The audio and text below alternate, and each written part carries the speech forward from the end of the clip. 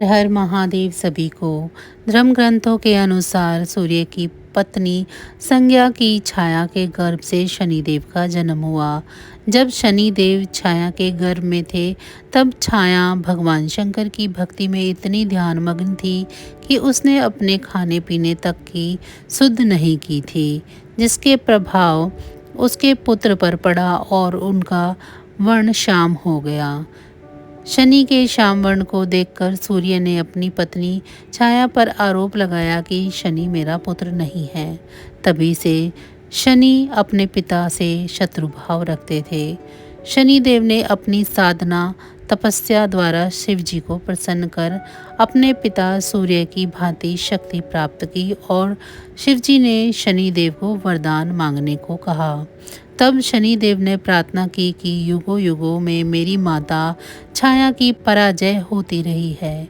मेरे पिता सूर्य द्वारा अनेकों बार अपमानित किया गया है, अतः मेरी माता की इच्छा है कि मेरा पुत्र अपने पिता से मेरे अपमान का बदला ले और उनसे भी ज़्यादा शक्तिशाली बने। तब भगवान शंकर ने वरदान देते हुए कहा कि नवग्रहों में तुम्हारा सर्वश्रेष्ठ स्थान होगा। मानव तो क्या, देवता भी तुम्हारे नाम से भयभीत रहेंगे। शनि के संबंध में हमें पुराणों में अनेक आख्यान मिलते हैं। माता के छल के कारण पिता ने उन्हें श्राप दिया।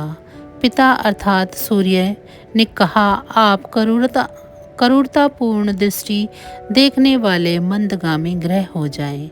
यह भी आख्यान मिलता है कि शनि के प्रकोप से ही अपने राज्य को घोर दुर्भिक्ष होने से बचाने के लिए राजा दशरथ उनसे मुकाबला करने पहुंचे तो उनका पुरुषार्थ देखकर शनि ने उनसे वरदान मांगने के लिए कहा। राजा दशरथ ने विधिवत स्तुति कर उन्हें प्रसन्न किया।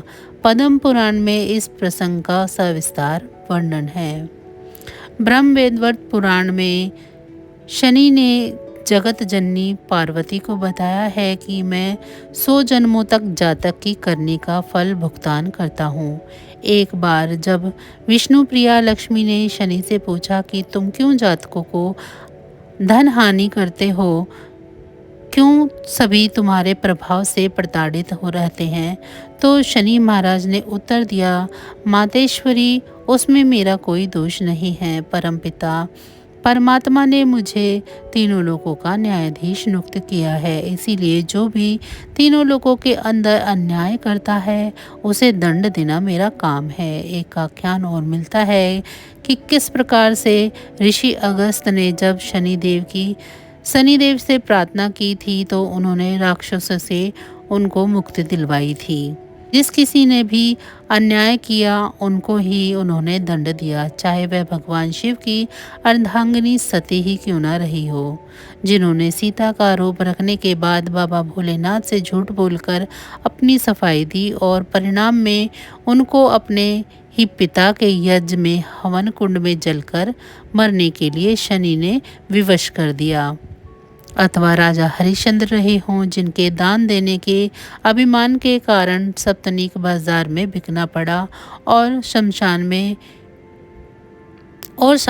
की रखवाली तक करनी पड़ी। या राजा नल और दमयंती को ही ले लीजिए, जिनके तुच्छ पापों की सजा के लिए उन्हें दर दर का होकर भटकना पड़ा और भुनी हुई मछलियां तक पानी में तैरकर भाग गई। फिर साधारण मनुष्य के द्वारा जो भी मनसा वाचा कर्मणा पाप कर दिया जाता है, वह चाहे जानने में किया जाए या अनजाने में उसे भुगतना तो पड़ेगा ही। मत्स्य पुराण में महात्मा शनिदेव का शरीर इंद्र कांति की नीलमणि जैसे हैं। वे गिद्ध पर सवार हैं, हाथ में धनुष बाण है, एक हाथ से वर मुद्रा में है। शनि देव का विकराल रूप भयावह भी है। शनि पापों के लिए हमेशा ही संहारक हैं।